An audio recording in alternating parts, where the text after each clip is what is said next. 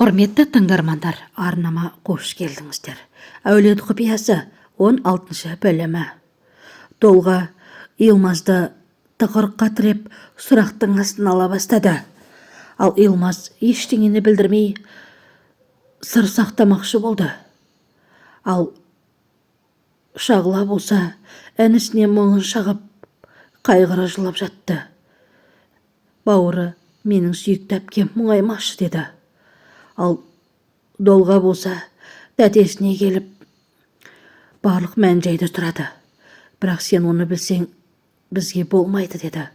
Сен дін жолындағы адамсың тәте, маған бар шындықты айтып бер деп айқайлай бастады. Ал Долға ауруханада еді. Сен оны Бехрам көлігіне шақырып алды. Сен бұлай не үшін шақырып алдың Бехрам деді. Осылай өзіміз шақырып келгенімізге қуансай деді. Ал Долға болса Илмаздың компаниясына келіп, Илмаз бері келіп кетші деді. Долға, менің жұмыстарым бар. Жиналыс болып жатыр, көріп тұрсың ғой деді. Илмаз, өтінем шығып кетші деді. Илмаз әріптестеріне, мен барып келейін, сіздер жалғастыра беріңіздер деді. Ал Шағла болса Долға мен Илмаздың керісіп жатқандарын жоғары жақтан көрді. Ал Долға Илмазға, сенің құпия бөлмең бар, соны көрсет деді.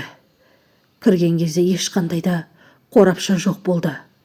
Ал Илмаз оның менің туралы құпияны мен өлгенде бірақ білесің деді. Ал Шағла Долғадан не болып жатқанын сұрады.